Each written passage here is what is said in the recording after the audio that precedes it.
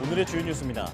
정부가 전문가용 신속 항원 검사에서 양성이 나오면 PCR 검사 없이 확진으로 인정하는 방안을 검토하기로 했습니다. 보건소 인력 부족으로 제때 PCR 검사가 안 돼 시차가 하루 이틀까지 나는 경우가 있다며 검토 배경을 설명했습니다. 방역당국이 소아 전문 응급센터 등 응급 특수 병상을 신속히 확보하겠다고 밝혔습니다. 영아는 특히 응급 상황에서 제대로 조치가 안 되면 심각한 상황과 후유증을 남길 수 있다는 판단으로 대책 마련에 나섰습니다. 유럽연합 EU 이사회는 WHO가 승인한 코로나19 백신을 접종한 제3국 여행자의 입국 제한 해제를 권고했습니다. 이번 권고가 적용되면 화이자와 모더나 등 EU가 승인한 5종류의 백신 외에 WHO가 승인한 인도와 중국산 백신 접종자에 대한 제한이 완화됩니다. 오는 6월 10일부터 소비자가 커피 판매점과 패스트푸드점 등에서 일회용 컵에 담긴 음료를 사려면 한 개에 300원씩의 보증금을 내야 한다는 내용이 25일부터 행정 예고됩니다. 행정 예고에는 커피 판매점과 제과, 제빵, 프랜차이즈 79개 사업자와 105개 상표를 보증금 대상 사업자로 지정하는 내용이 담겼습니다. 푸틴 러시아 대통령이 우크라이나에서 24시간 이내 특별 군사작전을 수행할 것이라고 선언해 일촉즉발의 위기가 고조되고 있습니다. 젤렌스키 우크라이나 대통령은 우크라이나 전역에 계엄령을 선포하고 바이든 미국 대통령과 긴급 통화를 하는 등 대응에 나섰습니다.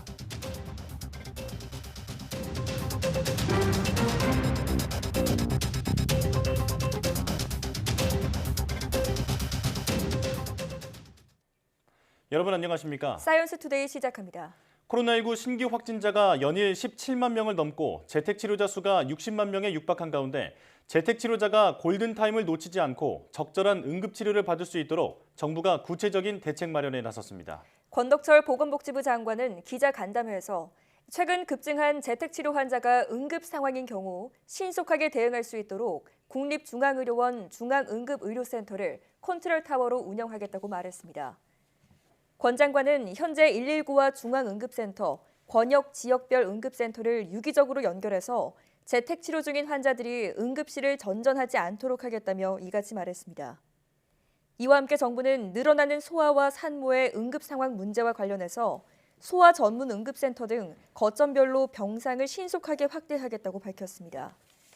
권 장관은 코로나 거점 전담병원을 활용해서 거점 소아의료기관 864개 병상에서 입원이 필요한 소아 환자를 관리하고 거점별로 야간 소아상담센터 등에서 바로 진료를 받을 수 있도록 하겠다고 강조했습니다.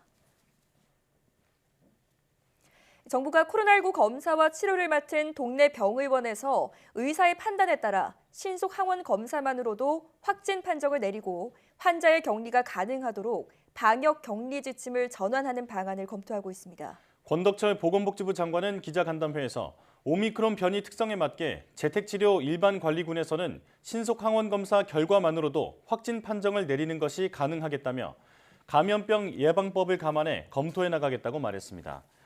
권 장관은 전문가용 신속항원검사에서 양성이 나온 경우 90% 이상이 PCR 검사에서도 양성으로 확진됐다며 이런 경우 바로 재택치료 등 환자 격리로 가야 한다는 의료계 현장 의견이 많다고 설명했습니다.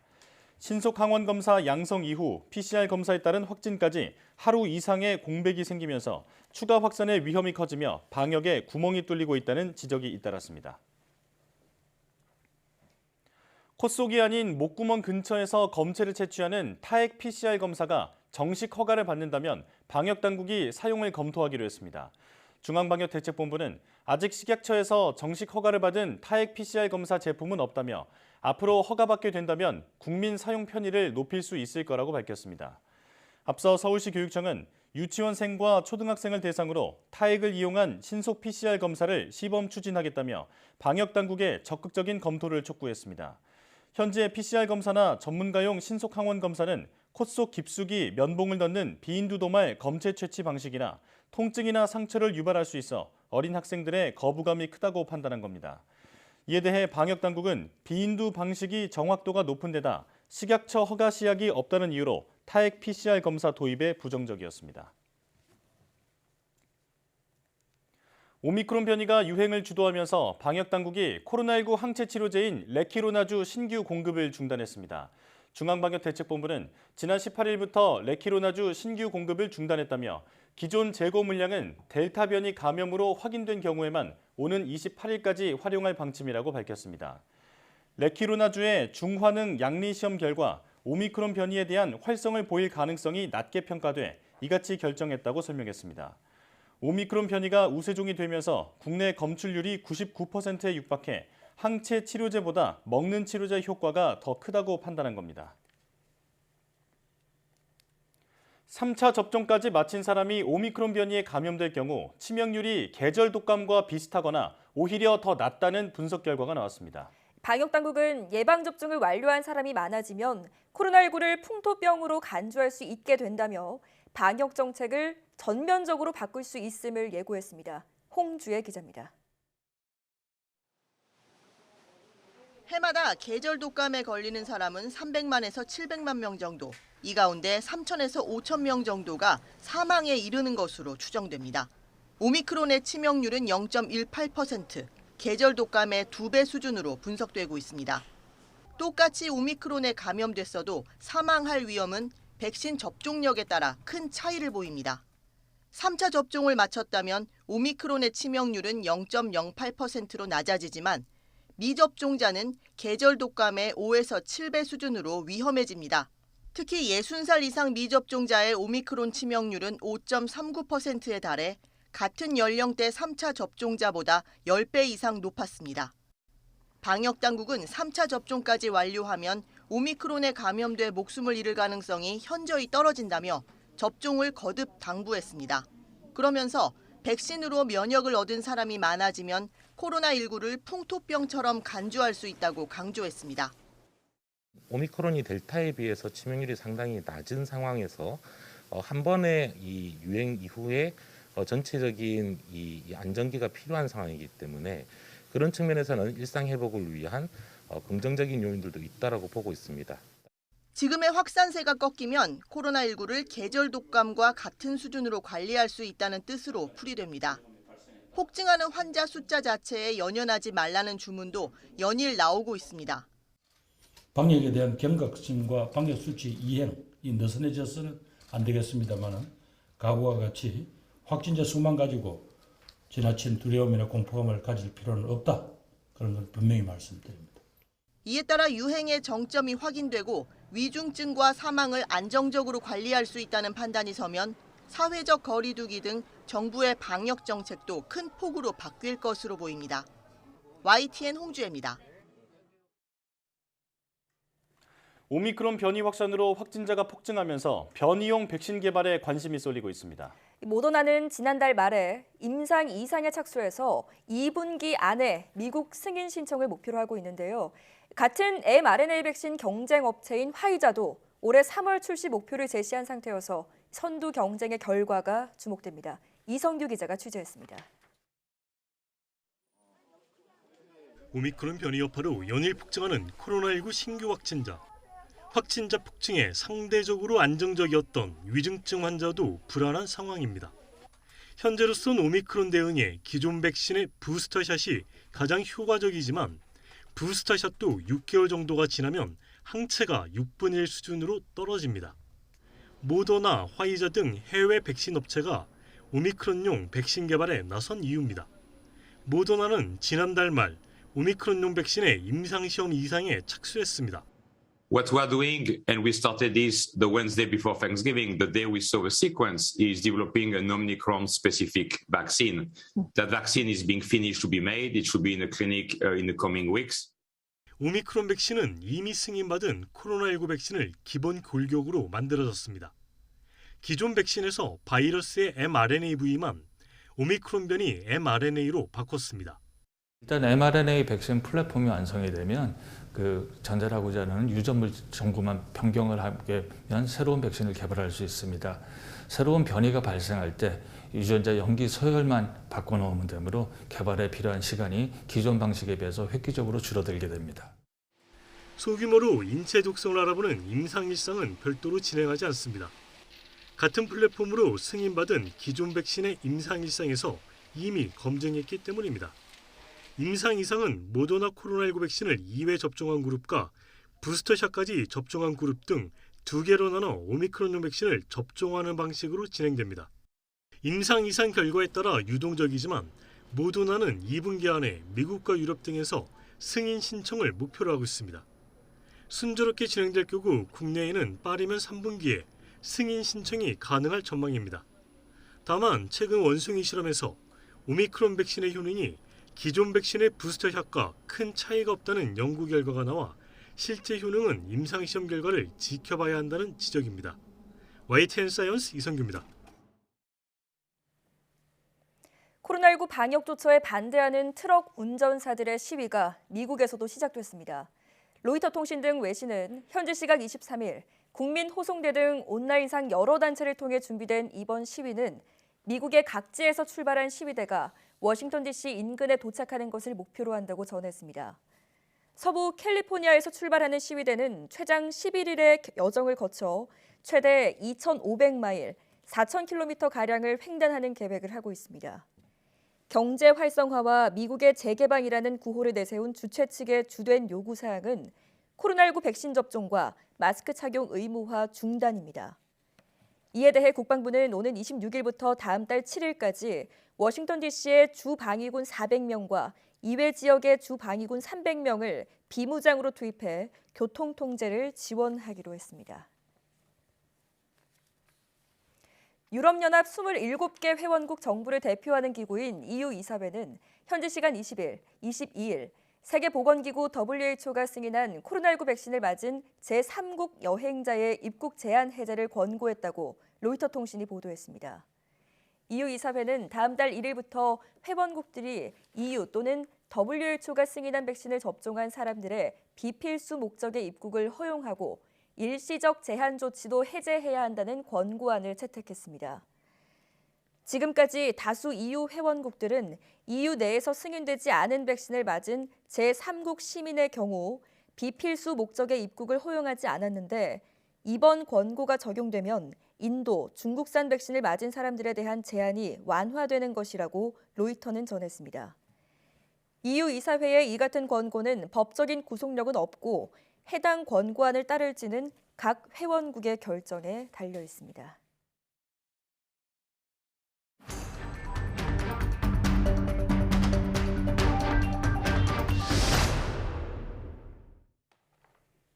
코로나19 신규 확진자가 이틀째 17만 명대를 기록했습니다. 위중증 환자도 계속 늘어 600명대에 가까워졌고 사망자도 80명 넘게 발생하는 등 상황이 나빠지고 있습니다. 네, 자세한 상황 코로나19 브리핑에서 전문가와 함께 짚어보겠습니다. 가톨릭대 의대 백순영 명예교수 나와 계십니다. 어서 오십시오. 네, 안녕하세요. 네, 어서 오십시오. 자, 오늘도 신규 환자가 17만 명대에 달했는데요. 지금 국제 통계 사이트의 결과 집계를 보면 우리나라가 독일에 의해서 세계에서 두 번째로 확진자가 많이 나오고 있더라고요. 이게 지금의 유행 상황이 얼마나 심각하다고 보시는지 의견부터 말씀해 주시죠. 우선 같은 기준으로 보면 독일의 어제 신규 확진자가 22만 5,500명인데요. 독일은 우리보다 인구가 굉장히 많습니다. 8,400만 명이나 되기 때문에 예. 이 인구 비례를 보면 우리가 세계에서 제일 많은 상황이라고는 볼 수 있습니다. 아, 네. 17만 명이요. 네. 근데 이게 지금 확진자 수가 세계 최다라는 거는 사실은 큰 문제는 아닙니다. 우리 정점은 알 수는 없지만 이 급증 추세가 언제 둔화되느냐, 즉 증가는 하되 이 커브가 지금 직선으로 급증하고 있는데 이것이 둔화되면서 또 이 추세가 어느 정도 증가세가 유지되면서 정체기가 지나면서 감소되느냐, 네. 이 기간이 전체적인 확진자의 수 또 위중증 수와 사망자 수를 비례하게 되는 것이기 때문에 이런 부분이 더 훨씬 더 큰 문제가 될 수가 있는데 오늘 물론 사망 82명의 위중증 환자가 늘어서 581명이 되기는 했습니다만 네. 실제로 아직까지는 이 위중증 환자 사망률은 안정적이라고 볼 수가 있는데 문제는 이 불확실하다는 것이죠. 예. 17만 명에서 과연 어디까지가 정점인지가 아직 알 수 없다는 부분에서 불확실하지만 아마 시간이 지남에 따라서 확진자에 비례해서 이 위중증 환자 수는 좀 급격히 늘어날 가능성은 있습니다. 예. 예. 자, 해외 상황도 조금 살펴보겠습니다. 미국의 경우에는 하루에 확진자가 지금 100만 명 이상씩 나오다가 이제는 8만 명대로 줄어서 오미크론 이전 상황으로 돌아왔고 또 폭증했던 유럽의 여러 나라들도 지금 확산세가 급격하게 이제 줄고 있습니다. 근데 지금 우리나라에서는 확진자가 이렇게 지금 많이 나오고 있는 건 해외에 비해서 유행이 늦게 진행되고 있기 때문이겠죠. 예, 물론 그렇습니다. 우리가 네. 방역을 잘했고 오미크론이 12월 1일 날 들어왔는데 예. 지금 우리는 급증 추세인데 비해서 미국이나 유럽 같은 데에는 하강 추세이면서 뭐 8만 명, 9만 명 정도 수준으로 미국에 나오고 있죠. 네. 지금 현재 100만 명당 우리나라의 확진자 수가 3,320명인데요. 예. 미국의 경우 100만 명당 숫자가 4,100명까지 올라갔기 때문에 우리보다 훨씬 더 컸었고 예. 또 사망자 수라든지 중환자 수 이런 것들은 훨씬 우리보다 컸었기 때문에 피해가 상당히 심각했었죠. 유럽의 거의 대부분의 나라들이 그렇습니다. 영국도 20만 명 정도까지 올라갔었지만 8, 9만 명 정도에서 지금 억제가 되고 있는 상황이고 이것은 유행의 끝무렵이라고 할 수가 있는데 이게 역설적으로 오히려 방역이 잘 안 됐었기 때문에 예. 그 인구의 거의 20~30%가 자연 감염되면서 더 이상 면역이 없는 사람이 없기 때문에 떨어지는 이런 상황이 될 수밖에 없는데 우리는 12월 1일 날 처음 확진된 이후로 오미크론이 뭐 물론 귀국하기는 11월 24일 날 들어왔습니다만은 12월 1일부터 시작을 해서 1월 중순 정도에 4, 5천 명 정도부터 이제 유행이 본격적으로 시작됐거든요. 예. 그 이후에 한 달 만에 뭐 거의 30배 정도 올라가는 상황인데 아직까지 증가 추세는 꺾이고 있지 않지만 아마 다음 주 정도 되면은 20만 명을 넘어가면서 만약에 25만 명 정도가 나온다 할지라도 이 급격한 증가 추세 자체는 좀 둔화됐다고 볼 수가 있는 것이거든요. 예. 그래서 아마 2, 3주간에 거쳐서 정체기를 거쳐서 아마 감소 추세가 될 것으로 보이기 때문에 이번 달 말 또 다음 달 한 달간은 이 급격한 환자 증가에 의한 여러 가지 피해들이 발생할 수밖에 없는 상황입니다. 예. 자, 앞으로 20~30만 명이 나올 거라는 전망을 말씀해 주셨는데 그렇다면 앞으로의 대응이 문제입니다. 그런데 가장 정확한 검사법인 PCR 검사가 지금 역량이 이미 한계에 다다랐다는 지적이 있거든요. 이러다가 검사 체계 자체가 위태로워지는 건 아닐까 싶은데 지금 우리 방역 당국이 PCR 검사를 하루에 얼마나 할 수 있습니까? 지금 얼마 전에 이제 방역 당국에서 75만 정도가 한계였었는데 좀 더 늘려서 85만까지 할 수 있겠다 하고 말씀드린 적이 있었는데 네. 이 부분은 사실은 이 허수가 들어가 있습니다. 풀링 검사라고 그래서 취합 검사, 여러 사람 검체를 한꺼번에 해서 한 번에 PCR을 하는 것을 사용할 수 있으면 좋은데 지금 우리 양성률이 한 30% 정도 되거든요. 네. 그 취합해서 양성이 나왔을 경우 그 나머지 거를 다 해봐야 되기 때문에 오히려 플러스 원 하나를 더하는 상황이 될 수밖에 없어서 의미가 없어졌죠. 그렇기 때문에 지금 상황에서는 이 85만이라는 게 의미가 없고 뭐 거의 풀로 하고 있는 상황인 것으로 보여서 이거보다 더 늘어난다면은 PCR 확진을 그날에 못 받는 사람들이 생길 가능성도 없지 않아 있습니다. 그렇군요. 네. 그러니까 이제 교수님께서는 이미 역량이 한계에 다다랐다라고 보시는 거죠? 그렇죠. 지금 상황으로 보면은 예. 거의 한계에 다다랐고 이것보다 이제 더 많은 사람들이 확진이 되게 되면은 이 확진자 수보다는 사실은 진단 검사를 받아야 되는 사람 수가 굉장히 많은 것이기 때문에 네. 지금 확진율이 한 30% 정도 되는 것이기 때문에 PCR 역량이 부족할 가능성이 있습니다. 예. 자, 상황이 이렇자 정부가 이제 병원에서 하는 신속 항원 검사의 경우에는 따로 양성이 그때 나오면 PCR 검사 없이도 확진 판정을 내리겠다. 이 방법을 지금 검토하고 있다고 밝혔습니다. 근데 아무래도 이제 PCR 검사는 결과가 나오기까지 시간이 좀 걸리지 않습니까?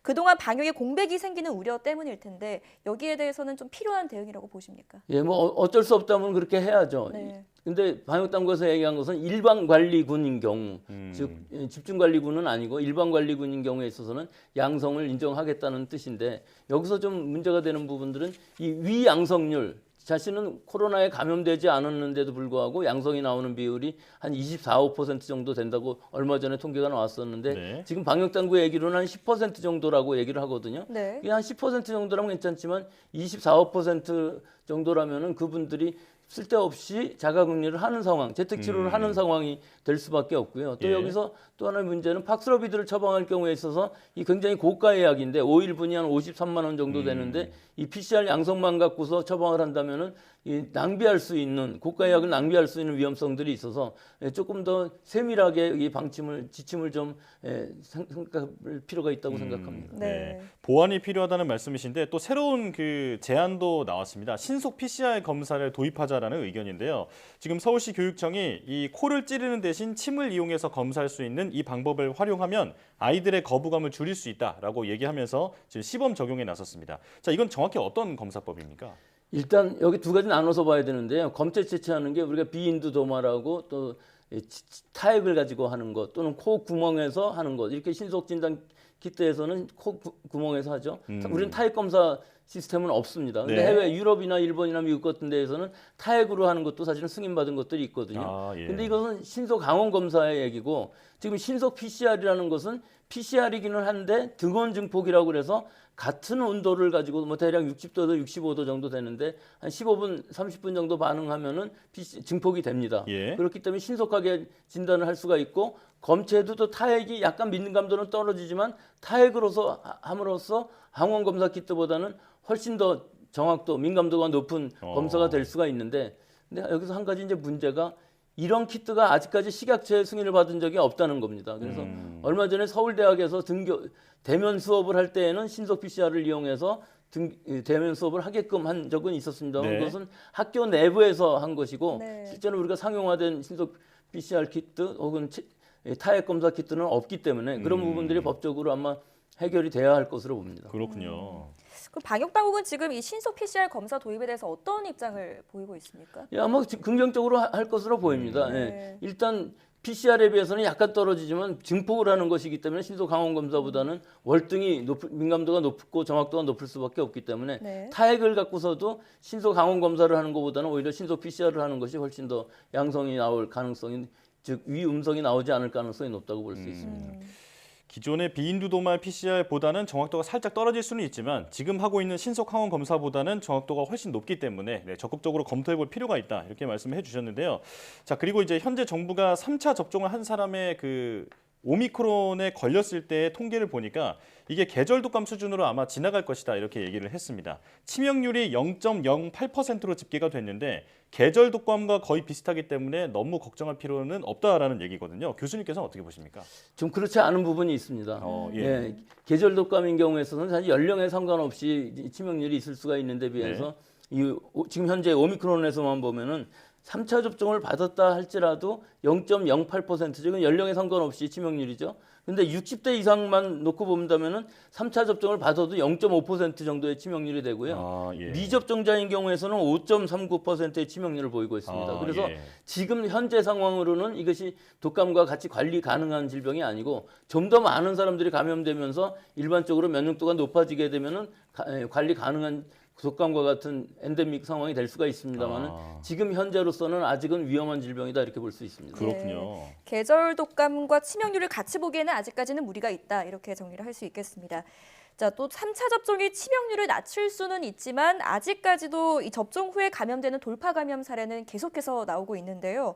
일부 국가에서는 이미 4차 접종을 시작했거나 검토 중이라고 밝혔습니다.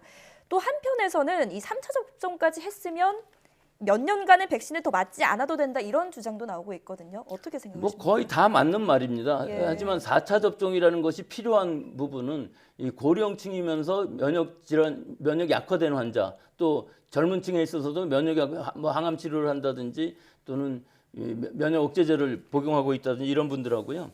요양병원에 있어서 고령의 와성에 있는 환자들 경우에 있어서는 면역력이 극도로 떨어져 있기 때문에 집단 감염이 일어나게 되면 굉장히 치명률이 높아질 수밖에 없어서 네. 4차 접종이 필요합니다. 그런데 비해서 일반적으로 우리가 3차 접종까지 다 맞는다면은 돌파 감염은 일어날지 몰라도 중증화는 막을 수 있는 상황이기 때문에 더 이상 4차 접종까지 하면서 이것을 효과를 볼 필요는 없다는 것이죠. 4차 접종까지 맞는다 할지라도 오미크론에 의해서는 돌파 감염이 일어날 수 있는 상황이기 때문에 일반적인 사람들의 경우에 있어서는 3차 접종까지도 수년간 이 질병을 악화시키는 중증 약화 이 효과는 얼마든지 얻을 수 있기 때문에 지금 당장은 4차 접종은 필요 없다고 보고 또 49세 미만인 경우에 있어서는 사실 2차 접종만으로도 충분히 면역은 얻을 수는 있지만 6개월이 지나면서 그 부분이 상당히 떨어지기 때문에 일단 3차 접종까지는 맞으면서 그 면역 효과를 얻게 되면은 새로 나오는 변이가 있다 할지라도 상당 부분 효과가 있을 수가 있기 때문에 물론 감염은 될 수 있습니다만은 중증 예방 효과는 T세포 면역이라는 것이 이 허용 범위가 넓어서 조금 다른 바이러스가 들어온다 할지라도 면역을 유지할 수 있는 부분이 있어서 3차 접종까지는 아마 권고할 필요가 있다고 봅니다. 예. 자, 오늘 코로나19 국내 상황 살펴봤는데 정점이 국내에 다가오고 있습니다. 대응 준비에 부족함이 없어야겠습니다. 자, 코로나19 브리핑 가톨릭대 의대 백순영 명예교수와 함께했습니다. 고맙습니다.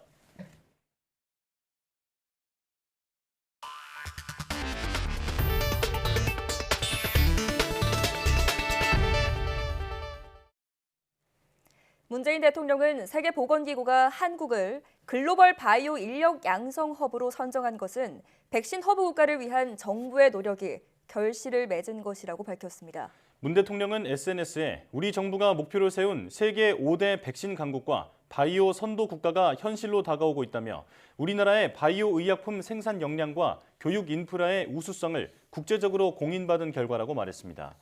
그러면서 우리 정부가 여러 국가나 국제기구들과 백신 협력을 강화하며 세계보건위기 극복에 주도적으로 기여하는 것에 대한 국제사회의 평가이기도 하다고 설명했습니다. 이어 우리는 개도국들의 백신 역량 증대를 위한 교육 훈련과 전문 인력 양성의 허브 국가가 됐다면서 우리의 경험을 국제사회와 적극 공유하며 백신 자급화와 백신 불평등 해소에 적극 기여할 것이라고 말했습니다. 코로나19로 비대면 생활이 늘면서 배달 음식 시장이 최근 4년 사이 10배 가까이 커졌습니다. 플라스틱 용기 사용도 그만큼 많아졌는데 재활용률은 45%에 그친 것으로 나타났습니다. 보도에 박홍구 기자입니다. 최근 코로나19 확산세가 눈덩이처럼 커지며 도시락 업체들의 오전 시간이 바빠졌습니다. 주문량이 늘어 반찬을 용기에 미리 담아두며 점심시간을 준비하느라 여념이 없지만 한편으론 환경에 대한 걱정도 앞섭니다. 환경적으로도 그렇고 이게 조금 대체물이 나오면 저도 그런 걸 사용하고 싶은데 현재로서는 그런 게 없네요. 한국소비자원이 배달 음식 가운데 주문 상위 10개 메뉴의 2인분 분량을 실제로 주문해 플라스틱 개수를 세봤습니다. 그 결과 보쌈은 24개, 초밥은 27개, 떡볶이는 9개 등 한 개 메뉴당 평균 18.3개의 플라스틱이 사용된 것으로 조사됐습니다. 1인당 9.2개, 일주일에 2.8회 주문한다고 했을 때 배달 음식 주문으로 발생하는 플라스틱 양만 일주일에 25.8개로 집계됐습니다. 배달 음식 이용자 한 명이 1년간 사용한 배달 용기는 1,300여 개, 10.8kg에 달하는 것으로 조사됐습니다. 하지만 배달용 플라스틱의 재활용 비율은 45.5%에 그친 것으로 나타났습니다. 용기에 비닐이 남아있거나 스티커가 붙어있는 경우 또 소형 칼 등은 재활용이 안 되기 때문입니다. 소비자원은 배달 용기의 재질을 바꾸면 재활용률을 80% 가까이 올릴 수 있다고 지적했습니다. 재활용 가능한 재질로 전환하고 실링 용기는 뚜껑 형태로, 소형 반찬 용기는 일체형으로 표준화하는 등 개선할 경우 실질적인 재활용률을 약 78.5%까지 높일 수 있습니다. 배달 시장은 지난 2017년 2조 7천억 원에서 지난해 25조 7천억 원으로 10배 가까이 커져 플라스틱 배출량 자체를 줄이기는 힘든 상황이 됐습니다. 재활용률을 높이기 위한 업계와 소비자의 노력이 더욱 절실해졌습니다. YTN 박홍구입니다. 오는 6월 10일부터 커피 주문 시 일회용 컵을 사용하면 300원의 자원순환 보증금이 부과되는 가운데 환경부가 보증금제 시행 세부 사항을 담은 고시를 25일부터 다음 달 17일까지 행정예고합니다. 행정예고에는 스타벅스와 투썸플레이스 등 커피 판매점과 던킨도너츠 그리고 파리바게트 등 제과 제빵 관련 79개 사업자와 105개 상표를 보증금 대상 사업자로 지정하는 내용이 담겼습니다. 또 보증금 대상 사업자가 수집 운반업자에게 표준 용기의 경우 컵당 4원, 비표준 용기의 경우 컵당 10원의 처리 지원금을 지급하는 내용이 포함됐습니다. 이에 따라 오는 6월 10일부터 소비자는 음료를 일회용 컵에 담아 구매할 때 보증금을 내고 해당 컵을 음료를 구매한 매장이나 다른 매장에 돌려주면 이미 냈던 보증금을 돌려받게 됩니다. 푸틴 러시아 대통령이 현지 시간 24일 러시아는 우크라이나 내에서 특별 군사작전을 수행할 것이라고 선언했습니다. 로이터 통신과 타스 통신 등에 따르면 푸틴 대통령은 러시아는 우크라이나의 위협을 용인할 수 없다면서 작전의 유일한 목표는 주민 보호라고 말했습니다. 푸틴 대통령은 그러나 러시아는 우크라이나를 점령할 계획은 없다고 강조했습니다. 푸틴 대통령은 사건 진행 상황과 정보 분석상 러시아와 우크라이나 군의 충돌은 불가피하며 시간 문제라고 주장했습니다. 푸틴 대통령은 러시아는 우크라이나의 비무장화를 추구할 것이라면서 우크라이나 정부군 병사는 즉각 무기를 내려놓고 귀가하라고 경고했습니다. 또 이러한 러시아의 움직임에 외국이 간섭할 경우 러시아는 즉각 보복할 것이라면서 이는 그들이 한 번도 본 적이 없는 결과로 이어질 것이라고 경고했습니다. 현지 시각 24일 새벽 러시아의 우크라이나에 대한 군사작전 개시 후 볼로도미르 젤렌스키 우크라이나 대통령이 러시아가 우크라이나 주요 시설과 국경 경비대에 미사일 공격을 개시했고 여러 도시에서 폭발음이 들렸다고 밝혔습니다. 젤렌스키 대통령은 우크라이나 전역에 계엄령을 선포했으며 바이든 미국 대통령과 현 사태를 논의하기 위한 전화 통화를 했다고 전했습니다. 젤렌스키 대통령은 우크라이나는 강하고 승리할 것이라며 국민에게는 최대한 집에 머물 것을 당부했습니다. 러시아의 군사작전이 가시화하면서 우크라이나 사태를 논의하기 위한 유엔 특별총회가 소집됐는데요. 구테우스 유엔 사무총장은 이번 사태로 세계가 위험한 순간에 처했다고 규정했습니다. 우크라이나는 국제사회의 개입을 촉구했는데요. 송태엽 기자가 전해드립니다.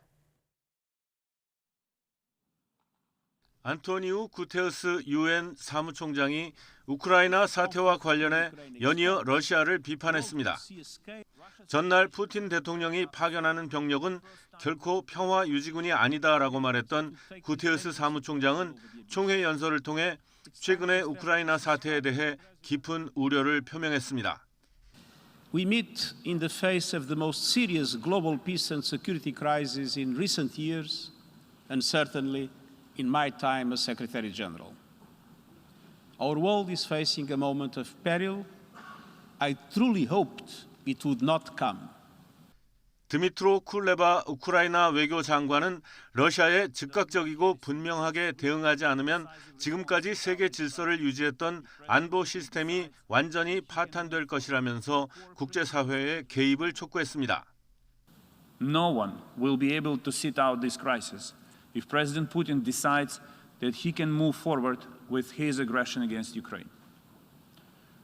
Your governments and your people will face painful consequences together with our government and our people. 폴란드와 그루지아 등 러시아 주변국들은 제국주의, 식민주의 같은 용어를 사용하면서 러시아의 팽창주의를 우려했습니다. 반면 바실리 네벤자 유엔 주재 러시아 대사는 러시아 정부는 돈바스 지역 400만 주민의 생존권을 외면할 수 없어 조치에 나선 것이라면서 오히려 구테우스 사무총장을 편파적이라고 비난했습니다.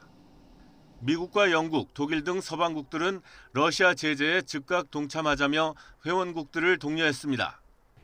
중국은 모든 국가의 영토 주권을 존중한다면서도 현재의 우크라이나 상황은 복잡한 역사적, 현실적 맥락 속에서 진행된 것이라는 점을 강조하면서 관련 당사국들의 자제와 추가 행동 중단을 촉구했습니다. YTN 송태엽입니다.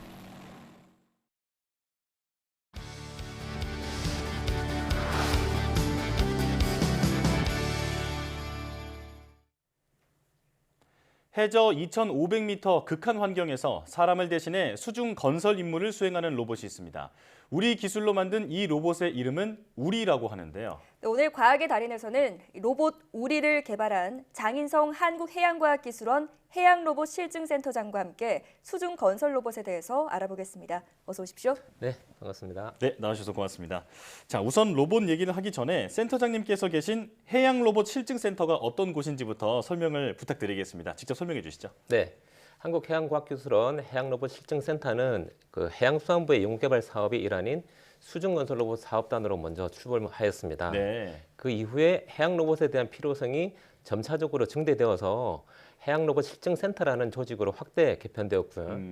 저희 센터에서는 수심이 깊은 곳에서 해저 작업을 수행할 수 있는 수중 건설 로봇을 포함한 다양한 해양 로봇을 개발하는 데 참여를 하고 있습니다. 네. 이외에도 경상북도 포항에 수중 로봇 복합 실증센터가 있는데요. 여기서 수도 시설과 연구시설이 있어서 다양한 해양 로봇들을 실내 조건에서 시험 평가하는 업무도 하고 있습니다. 그렇군요.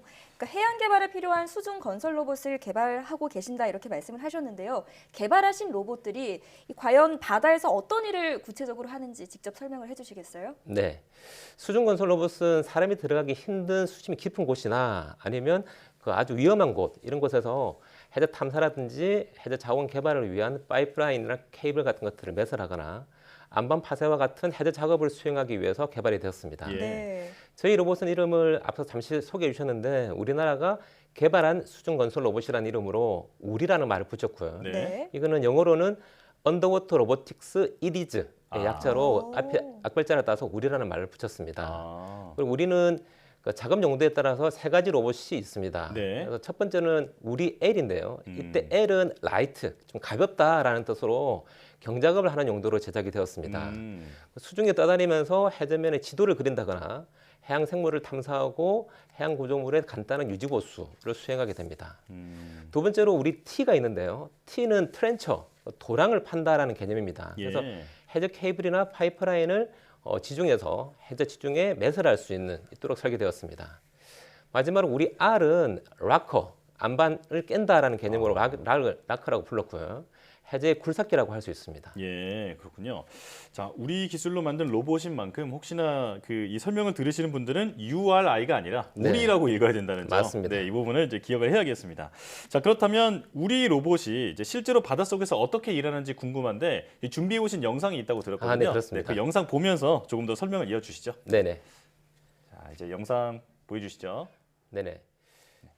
지금 저 로봇은 우리 L로 지금 해저 작업을 하고 있는데요. 앞서 말씀드린 것처럼 경작업을 하는 우리 L이 되겠고요. 예. 그래서 물속에서 매니플레이트라고 불리는 사람의 어떤 팔과 같은 것을 가지고서 구멍을 뚫는다라든지 브러쉬 작업을 한다라든지 다양한 작업들을 수행할 수 있습니다. 지금 같은 경우에는 수중에 들어가 있는 케이블 타이를 절단하는 모습을 지금 보고 있습니다. 네. 네, 그래서 물속에서 다양한 작업들을 저렇게 매니플레이트 작업을 통해서 지금 그라인더로 이제 청소하는 작업을 이제 보여주고 계시는 거고요. 네. 그래서 그전에는 다이버가 직접 투입돼서 청소 작업을 했으나 수심이 깊어지는 쪽에 이제 구조물들이 많이 생기고 있다 보니 수심에 제약 없이 그리고 안전하게 할 수 있는 우리 L 같은 것들이 상당히 필요하다고 할 수 있습니다. 그렇군요. 네네. 이 또 나머지 로봇들이 하는 일도 좀 궁금한데 다른 로봇들은 또 어떤 일들을 합니까? 네네. 두 번째 로봇인 우리 T를 아까 말씀을 드렸는데 지금 영상에 이제 나오는 게 네. 네, 우리 T의 영상입니다. 그래서 우리 T 같은 경우에는 해저 케이블이나 파이프라인을 지중해에다가 매설하는 포설되어 있는 케이블이나 파이프라인을 매설하는 것도 할 수 있지만 지금 보시는 바와 같이 그 매니플레이트 아까 사람의 팔이라고 말씀드렸죠.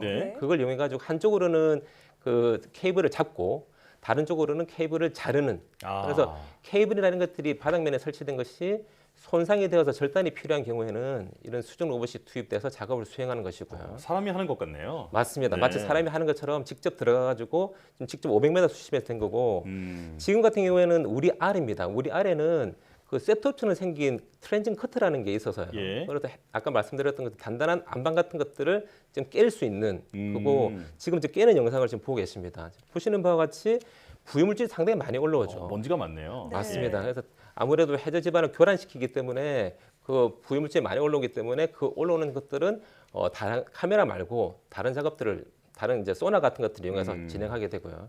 안반 파쇄라든지 메우기라든지 고르기 같은 작업들을 우리 R로 활용을 해서 작업이 가능합니다. 네. 저 깊은 바다에서 이제 제 몫을 해내는 걸 보니까 대견하게 느껴지기도 하는데요. 자, 그런데 이제 심해는 우주보다도 탐사하기 어렵다. 많은 과학자들이 그렇게 얘기를 하더라고요. 그래서 이 심해 로봇에도 특별한 기술이 들어갈 것 같은데 육상 로봇과 비교해서는 어떤 기술이 있습니까? 차이가 상당히 많습니다. 육상하고 수중의 차이는 일단 환경 자체가 많이 다르고요. 그래서 환경에 따라서 성능이라든지 개발돼야 할 기술 같은 거 차이가 상당히 있겠죠. 첫 번째 차이는 우리 시청자분들도 예상하시듯이 방수하고 수밀이 있습니다. 그래서 상당히 이제 당연히 제품 이런 것들이 많이 들어가기 때문에 수밀 같은 것들이 상당히 중요하고요. 두 번째는 수심이 깊어짐에 따라서 수압이 크게 작용합니다. 2,500m 수심으로 저희가 이제 개발이 됐는데 2,500 수심이면 손바닥 위에 코끼리가 올라갈 정도 그 정도로 압력을 상당히 큰 압력을 받기 때문에 이 엄청난 수압을 견디거나 이용할 수 있는 기술이 필요하고요. 세 번째는 물속에서는 이제 육상과 다르게 GPS가 안 됩니다. 통신이 잘 안 되기 때문에 육상 로봇과 달리 음파를 이용해서 수중 로봇의 위치를 파악하거나 실제로 이동 경로라는 것들도 파악하게 되고요. 네 번째는 또 물속에는 육상과 달리 모든 물체에 부력이 있지 않습니까? 그래서 최적 우리 부피만큼의 그 부력이 작용하게 되는데 수중 로봇의 움직임을 정확하게 파악하기 위해서는 이 부력을 고려하는 기술이 또 상당히 필요하고요. 다섯 번째로는 물속에는 또 시약보가 어렵습니다. 예. 조금 전에 보여드렸던 이제 부유물 같은 것도 워낙 많이 있어서 수심이 아주 깊은 쪽에는 이제 어두운 같은 경우는 조명을 활용하면 되지만 부유물질로 인해 가지고 탁도가 심한 경우에는 카메라가 아예 무용지물이 되는 경우들이 많죠. 네. 이런 경우에는 소나나 즉 음파를 이용해서 물체를 인식하게 됩니다. 마치 우리 산부인과에서 산모의 뱃속을 초음파로 확인하는 것과 비슷한 개념이라고 할 수 있고요. 이외에도 조류나 해류, 파랑 등 열악한 해양 환경이라든지 통신의 차이점 그리고 이런 것들이 다양하게 있어서 수중 로봇 전문가들은 농담 반 진담 반으로 그 육상과 수중의 밀도 차이만큼 수중 로봇이 한 1000배 정도 네. 어렵다라는 얘기를 하고 있습니다. 아, 그렇군요. 네네. 이 육상 로봇보다도 이제 이용 환경이 더 열악하기 때문에 어찌 보면 갖춰져야 하는 기술들이 더 많겠네요. 맞습니다. 네. 자, 그런데 이 해양 로봇은 언제부터 또 어떤 목적으로 만들어졌는지가 궁금하고요. 또 그리고 개발하신 로봇들이 기존의 해양 건설 로봇들과는 어떤 차별점들이 있을까요? 네, 우리나라에서는 1980년대 정도부터 로봇이 이제 해양 로봇이 개발됐다고 볼 수 있고요. 네. 해양 로봇의 이제 개발 목적은 과학적인 목적이라든지 군사, 상업적인 목적으로 이렇게 구분할 수 있습니다. 예. 지금까지 저희가 우리나라에서 이제 개발됐던 로봇들은 대부분 과학이나 군사 목적으로 개발이 되었고요. 네. 해양 건설 로봇, 수중 건설 로봇 같은 상업 목적으로 개발된 것은 불과 한 10여 년 정도라 볼 수 있습니다. 예. 그래서 저희 이제 우리 시리즈의 국산화율은 객관하기는 쉽지 않지만 그 전에 저희가 개발되기 전에는 60에서 65% 정도가 10년 전에는 그렇게 됐고 지금은 한 85%까지 이제 올라왔다고 볼 수 있습니다. 국산화가요? 맞습니다. 네. 기술 개발이 그만큼 많이 진행이 됐다라는 거죠. 그리고 우리 시리즈의 사양을 보면 해외 장비와 비교했을 때 동급 이상 정도로 볼 수 있습니다. 일례로 우리 L 같은 경우에는 스마트 ROV라고 해서 실제로 위치를 지정해 두면 자기가 알아서 갈 수 있는 그런 기술들도 포함이 되어 있고요. 예. 그리고 일부 기술, 아까 매니플레이터 보여드렸는데 그 기술 같은 경우에는 해외에 아주 큰 마켓쉐어를 자랑하는 회사에서 우리한테 오히려 이제 납품을 요청할 정도로 그만큼 기술을 좀 확보했다고 할 수 있고요. 예. 우리 T는 시간당 최대 2km 정도 속도로 작업을 해서 해외 장비보다는 한 2배 정도 매듭 속도가 좀 빠르다고 할 수 있고 네. 우리 R은 다양한 툴을 교체할 사용할 수도 있고 그다음에 우리 자동차 요즘에는 360도 어라운드 뷰가 나오지 않습니까? 그렇죠. 그것처럼 소나를 이용한 어라운드 뷰가 장착이 돼서 주변 환경을 물속에서 환경을 다 확인하면서 작업을 할 수 있다는 그런 장점도 가지고 있습니다. 네. 그렇군요. 자, 그야말로 최고 수준의 기술력을 이제 갖추게 됐다라는 설명인데요. 그렇다면 이 로봇들이 지금 현장에서 직접 활약하고 있습니까? 맞습니다. 지금 현재 제가 연구개발을 통해서 만들어진 게 실제 현장에 들어가는 게 상당히 어렵습니다. 예. 그런데 저희 같은 경우에는 해양수산부의 연구개발 사업으로 진행이 되어서 우리 L, T, R 모두 다 현장에 지금 투입이 되고 있고요. 먼저 우리 T하고 우리 R은 2019년 벌써 한 3년, 2년 좀 지났네요. 네. 통영 앞 욕시도 인근의 섬과 섬 사이에 상수관로를 매설하는 그거를 이제 보통은 포설을 하고 덮개를 덮는 방식으로 하는데 그렇게 유지보수가 어려워서 아예 매설하는 그 방식으로 진행을 했고요. 예. 이 실적을 바탕으로 거제 지심도 그리고 베트남의 가스관로 공사도 저희가 직접 이제 진행을 했습니다. 예. 그리고 우리 L 가지고는 광안대교 교각을 조사한 것도 있고 그다음에 작년에는 2,000m 수심의 괌에서 심해 해역 생물 조사를 활용한 바가 있습니다. 예. 네. 이 개발하신 해양 건설 로봇이 지금은 이제 최고 수준의 기술력을 갖추고 있다라고 하셨지만 그래도 그 개발 과정에서 어려움이 있으셨을 것 같거든요. 어떤 어려움이 있으셨을까요? 맞습니다. 저희가 10년 전에 저희가 이제 기획을 통해서 이제 이 사업을 준비를 했고 이게 규모가 워낙 크다 보니까 예비 타당성 조사를 받았습니다. 네. 예비 타당 받는 중에 가장 어려웠던 게 그때 이제 예비 타당 조사 평가를 하시는 분들이라든지 주변에 많은 분들이 수중 건설 로봇을 국산화할 필요가 있겠느냐, 해외 기술을 그러니까 사갖고 오는 게 차라리 더 낫지 않느냐, 그만큼 예산을 많이 들여서 할 필요가 있겠느냐 했지만 앞서 말씀드린 것처럼 상업적 목적 외에도 군사 목적으로도 수중 로봇 기술이 상당히 중요하다고 볼 수 있고요. 그래서 기술 개발들이 하나하나 우리가 국산화시키지 않으면 나중에는 종속될 수밖에 없다라는 부분이고 최근에 소부장 문제 생겼지 않습니까? 그렇죠. 소재나 부품 이런 부분들에 대해서 국산화 기술을 그만큼 확보하는 그만큼 중요하다는 측면에서 봤을 때 지금은 당연히 그런 이야기가 이제 안 나오고 있고요. 그다음에 이제 기술 개발 단계에서 봤을 때는 이게 수중 건설 로봇이나 이렇게 해양 로봇이 바다에서 다 작업들이 이루어지고 테스트도 다 바다에서 진행을 하다 보니까 실제로 부대 장치 비용에 들어가는 게 상당히 큽니다. 일례로 저희가 수심이 깊은 쪽에서 로봇들을 가지고 테스트를 하거나 작업을 하려면 그 DP 선박이라고 하는 것도 필요한데요. 네. 하루에 거의 수천만 원 정도. 상당히 비싸죠. 예. 그래서 게다가 날씨가 좋지 않아서 작업을 못해도 그 비용은 다 지불을 해야 되는 그런 상황이다 보니까 저희가 기술 이전한 이 기업들이 현장에서 그거를 이제 적용하는 측면에서 상당히 어려움이 있습니다. 예. 그리고 연구개발 결과물을 실적을 확보하는 게 무엇보다 중요한데요. 네. 근데 이걸 확보하기 위해서는 테스트 베드라고 하는 시험장 같은 것들이 있어야 됩니다.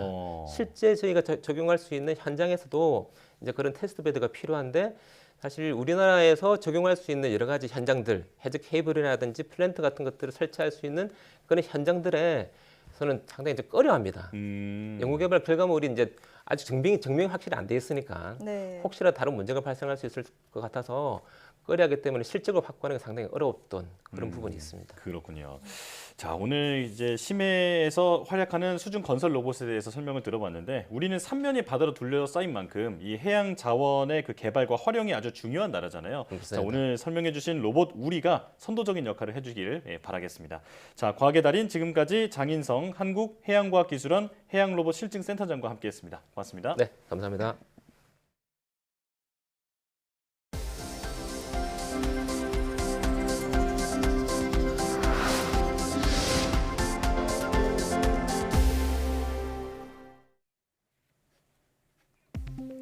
국립전파연구원이 개발한 5G 기지국 전자파 평가 방법이 국제전기기술위원회 회의에서 국제표준으로 채택됐습니다. 5G 기지국은 전파를 한 곳으로 모아 집중 전송하는 빔포밍 기술이 적용돼 전자파를 평가할 때 기존 측정 기술이 적용하기 어렵다는 한계가 있었습니다. 전파연구원은 이를 해결하기 위해 5G 기지국의 사용자 탐색 신호를 측정해 최대 전자파 세기를 평가할 수 있는 새로운 기술을 개발하고 국제 표준으로 인정받았습니다.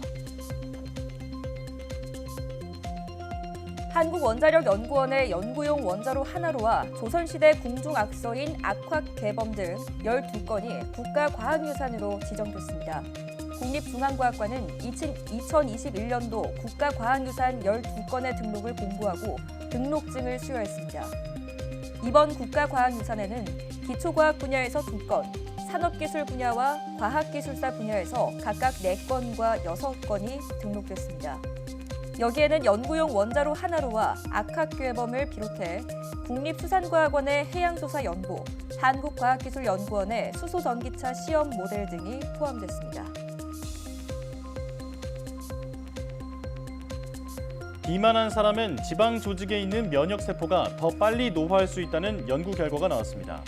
미국 보스턴 의대 연구팀은 면역세포인 대식세포의 노화가 비만한 사람에게서 더 빨리 일어나며 노화한 대식세포는 죽은 지방세포를 제거하는 기능을 상실한다는 사실을 확인했다고 밝혔습니다. 또 대식세포의 노화가 빨라지면 특정 인자가 분비되면서 지방 조직이 비이상적으로 두꺼워지는 섬유화로 이어질 수 있다고 설명했습니다. 연구팀은 특히 비만한 사람이 2형 당뇨병까지 생기면 지방 조직의 섬유화가 더 잘 나타난다며 이런 원리를 이용해 비만과 2형 당뇨병 등을 치료하는 새로운 길이 열릴 것으로 기대했습니다. 국내 연구진이 1m 크기의 대형 부품을 만들 수 있는 3D 프린터 기술을 처음으로 개발했습니다. 한국원자력연구원 김현길 박사팀은 3D 프린터의 핵심 부품인 레이저 소스와 스캐너 2세트를 나란히 연결하는 방식으로 프린터의 가용 범위를 1m까지 늘렸다고 밝혔습니다. 특히 두 레이저가 중첩되는 부분의 정밀한 제어를 위해 변형을 예측해 연결 부위를 결함 없이 매끄럽게 만드는 데도 성공했습니다. 연구팀은 이를 이용하면 원자력 기술에 필요한 복잡한 구조의 부품을 이음새 없이 설계하고 만들 수 있어 안전성이 높아진다며 첨단 원자력 기술은 물론 에너지나 환경, 우주 산업 등에도 다양하게 적용할 수 있다고 말했습니다.